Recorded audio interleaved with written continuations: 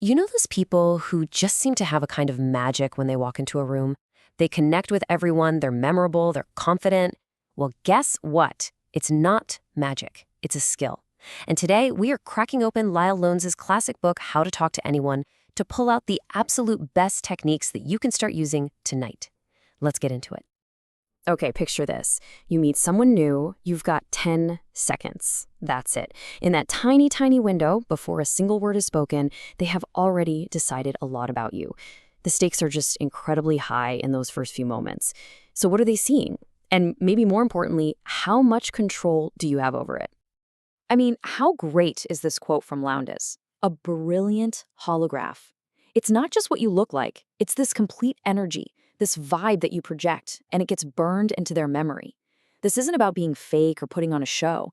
It's about being intentional and making sure that first signal you send out is the right one. So let's start right where it all begins, in that silent conversation that happens before you even say hello. This whole first part is about those nonverbal cues, the things you do with your body and your face that build instant rapport and make people want to talk to you. The first technique is called the big baby pivot, and it's awesome. Think about how you react when you see an adorable baby. Your whole face lights up, right? You turn your entire body towards them, you give them 100% of your attention. The idea here is to give that same level of warm, focused attention to every single adult you meet.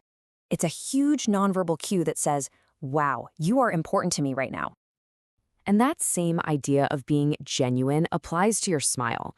A quick, automatic smile that you flash at everybody, well, it's kind of worthless. It doesn't feel real. Instead, try what Lowndes calls the exclusive smile. When you meet someone, just pause for a beat, really look at their face, and then let a big, warm smile slowly spread across your own. It makes the other person feel like that smile was created just for them. It's so much more powerful.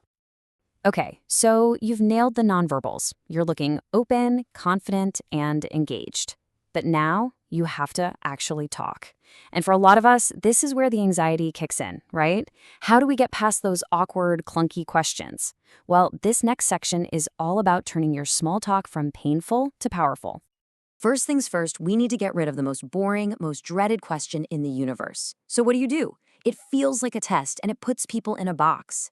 Here's the upgrade. Just ask, so how do you spend most of your time? It's a game changer. It gives them the freedom to talk about their job, sure, but also their passions, their family, their side hustle, whatever it is that truly lights them up. And what about when you get asked that question? This is where you need a nutshell resume. Don't just have one boring standard answer. Have a few versions ready. The key is to tailor your answer to the person you're talking to. Like the hairdresser in the book, Gloria. She doesn't just say, I'm a hairdresser. She tells one person about the cool styles she does for young people, and another about the great rinses she does for older clients. You always want to highlight the part of your job that they might find interesting. Now, this next one is one of the simplest, most brilliant tricks for when your mind goes totally blank. It's called parroting. All you do is repeat the last 2 or 3 words the other person just said, but as a question. So if they say, man, I just got back from a wild trip to Argentina, you just say, Argentina? It works every time. It shows you're listening, and it encourages them to keep talking, taking all the pressure off of you. All right, we've covered the first impression. We've figured out how to keep a conversation going. Now let's go deeper. How do you actually create a real, genuine connection? How do you make someone walk away from a chat with you feeling really special? This technique is such a subtle shift in your language, but it has a huge impact. It's called communication. The idea is to scrub the word I from your sentences as much as possible and replace it with you.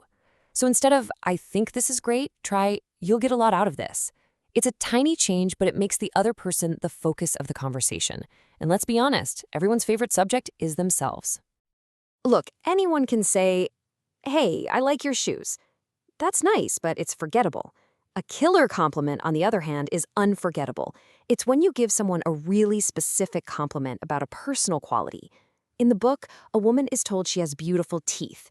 Just a unique, specific observation, and she never, ever forgot the man who said it.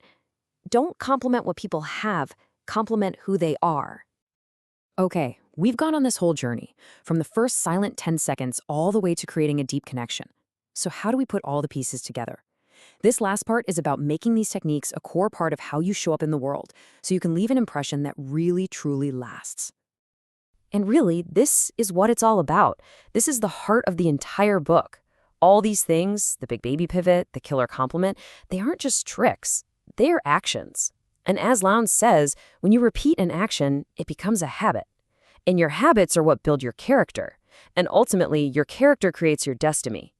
This isn't just about being better at parties. It's about becoming a better, more connected person. So in the end, it all comes down to a choice. You have the tools now. You know how to be that person who makes others feel seen, who makes them feel heard, who makes them feel special. You know how to walk into a room and create genuine, effortless connections. So the real question isn't what you're going to do with this information. The question is, who will you choose to be?